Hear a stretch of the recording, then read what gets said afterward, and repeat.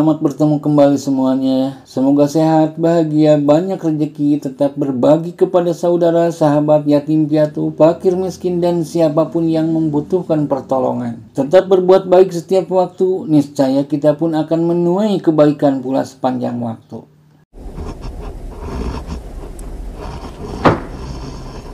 Turn round. Kali ini kita akan ikuti sepenggal cerita tentang orang paling buruk rupa yang pernah lahir. Merupakan sebuah kisah nyata yang diangkat ke layar film yang dirilis tahun 1980. Film ini berjudul The Elephant Man. Film peraih banyak penghargaan ini tidak saja menerbitkan haru, tapi juga rasa syukur terhadap hidup kita, bagaimanapun keadaannya. Karena buruk rupa yang teramat bukan hanya tentang kepercayaan dirian, tapi juga horor atau teror dari masyarakat yang tidak menganggap manusia atau menganggap sekedar tontonan. Yuk ikuti sepenggal kisah ini.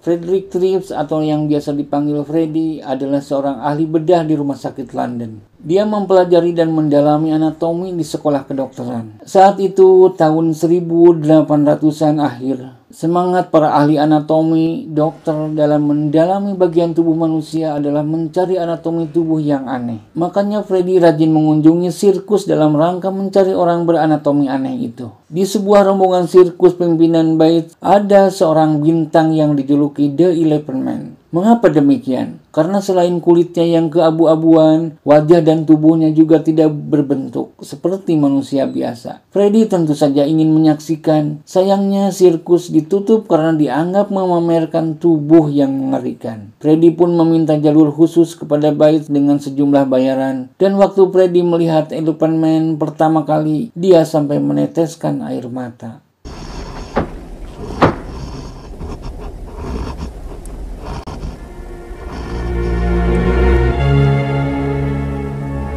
Siapa sebenarnya pria berjuluk The Elephant Man ini? Dia adalah Joseph Merrick yang lahir di Inggris tanggal 5 Agustus tahun 1862.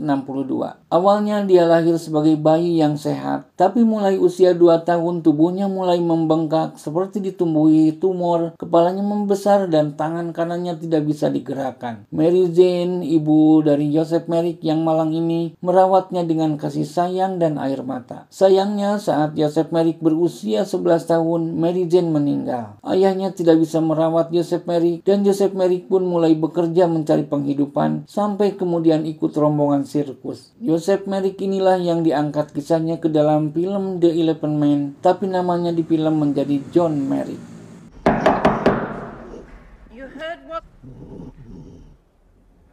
Freddy ingin meneliti John Merrick alias The Elephant Man dan membawanya ke rumah sakit. Bates mengizinkan asal mendapatkan bayaran pantas. Hari pertama John Merrick datang ke rumah sakit, para pekerja medis kebingungan karena kepala John Merrick ditutupi kain. Tapi untungnya Freddy cepat tahu dan membawa John Merrick ke ruang isolasi. Saat pertama kali berbincang-bincang, Freddy tahu John Merrick tidak hanya mengidap cacat serius hampir di sekujur tubuhnya, bronkitis kronis, tapi juga tidak bisa berkomunikasi. Setiap ditanya tidak mau menjawab. John Merrick selalu sangat ketakutan dan tidak percaya diri. Tapi Freddy menganggap John Merrick mengalami keterbelakangan mental alias idiot berat. Freddy pun mulai memperkenalkan pasiennya kepada kelompok para ilmuwan, dokter, dan ahli anatomi. Dan Freddy mendapat aplaus dari rekan ilmuwan. John Merrick dipulangkan lagi ke sirkus.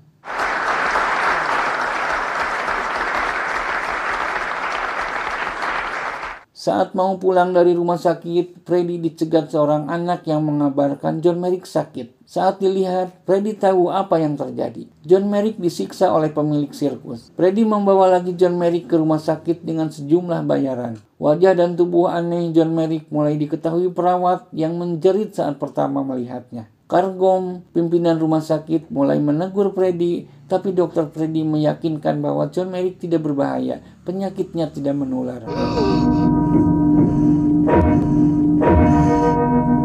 Sementara John Merrick semakin terpuruk dan ketakutan saat tak sengaja diketahui oleh Jim, seorang pegawai rendah rumah sakit yang kasar. Jim adalah tipikal masyarakat kebanyakan yang menganggap John Merrick adalah makhluk aneh yang hanya pantas menjadi tontonan. Horor seperti itu diperlihatkan Jim dengan menghina, menertawakan, dan menyiksa. Can you understand me? Freddy dengan sabar mengajari John Merrick bicara. Dia terpana saat John mau mengatakan 1-2 kata, karena ucapannya masih bisa dimengerti. John mau mengucapkan apa yang dikatakan Freddy, karena dia merasa Freddy sangat baik. Tapi kegembiraan itu terganggu oleh kedatangan Bates yang akan membawa lagi John Merrick. Freddy marah karena Bates hanya memanfaatkan John Merrick sebagai mesin penghasilan. Tapi Bates tak kalah galak dan menuduh Freddy pun tidak berbeda dengan dirinya. Freddy hanya memanfaatkan John Merrick untuk ketenaran penelitiannya. Untungnya datang Cargom yang mengusir Bates. Tuan Cargom pun menyatakan ketertarikannya untuk menengok John Merrick. Nah. Besoknya Tuan Cargom mengunjungi John Merrick, tapi dari setiap percakapan, pemimpin rumah sakit itu tahu apa yang diucapkan John Merrick sudah dihafal. Ditanya apapun jawabannya sama, diajarkan oleh Freddy. Itu berarti John Merrick memang mengalami gangguan mental. Tapi saat Tuan Cargom pulang diantar Freddy, mereka mendengar John Merrick mengatakan sesuatu secara panjang. Dan itu tidak pernah diajarkan Freddy. Ternyata kata-kata itu penggalan dari Bible. John katanya membacanya hampir setiap hari dan bisa memilih ayat-ayat yang disukainya. Jadi John Merrick ini sebenarnya bisa membaca dan tidak idiot. But under no circumstances. Tuan Cargom dan Freddy semakin memperhatikan John Merrick karena bila secara mental John selalu diam, pengalaman apa yang membuatnya ketakutan dan tidak mau bicara. Itulah yang mereka sampaikan di pertemuan para ilmuwan, diliput koran dan membuat John Merrick alias The 11 Men semakin terkenal. Freddy membuat John Merrick semakin percaya diri, apalagi saat Freddy memperlakukannya selayaknya sahabat, mengundang ke rumahnya dan memperkenalkan kepada istrinya. John Merrick pun memperlihatkan foto ibunya yang sangat cantik. Sampai di situ terlihat bahwa John Merrick sebenarnya adalah pemuda 21 tahun yang cerdas.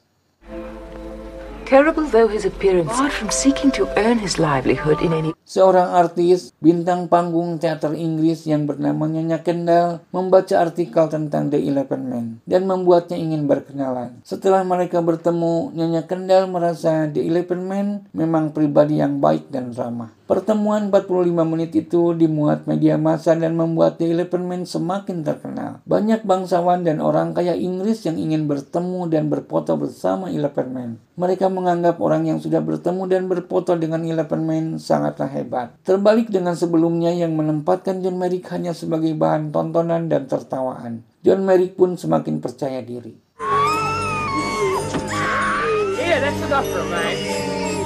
Jim memanfaatkan keadaan itu. Dia menjanjikan siapapun bisa bertemu dengan 11 Men asal membayar kepadanya. Tentu saja banyak orang yang mau membayar. Ya, karena bertemu di 11 Men adalah sebuah prestise. Orang-orang terkenal, artis, bangsawan sudah melakukannya. Masyarakat yang haus ketenaran pun mau membayar. Mereka ramai-ramai mau bertemu dengan 11 Men sambil berpesta, mabuk, dan tentunya membayar kepada Jim.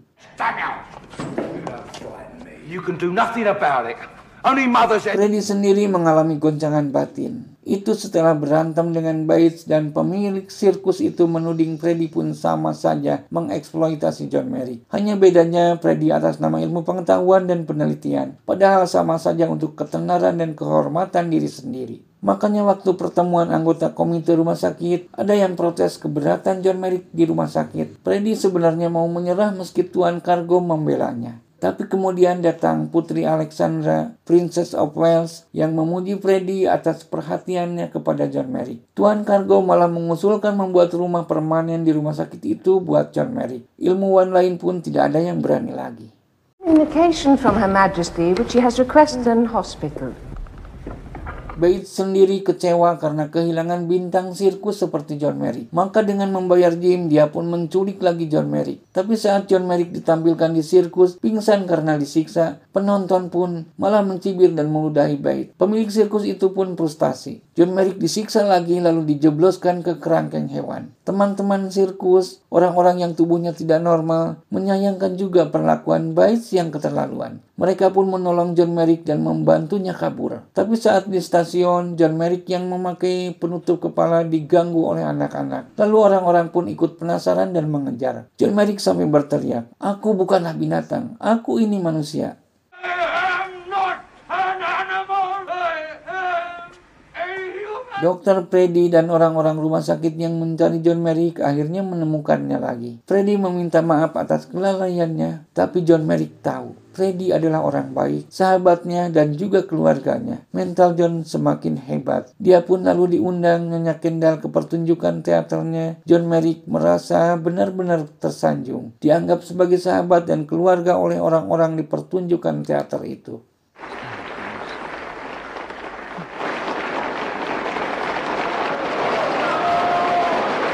Begitulah sepenggal kisah dari abad ke-18, abad yang masih rasialis dan baru tersadar dengan tidak manusiawinya perbudakan. Bila ingin merasakan horornya pandangan masyarakat terhadap orang berkelainan seperti John Merrick, bergejolaknya batin Bates dan Dr. Freddy, dingin dan meyakinkannya akting John Hart sebagai The 11 Man, nonton saja film lengkapnya. Tidak akan rugi karena ini film keren. Terima kasih buat semuanya. Jadilah manusia terhebat minimal untuk keluarga dan lingkunganmu. Wassalam, adios, sampai jumpa.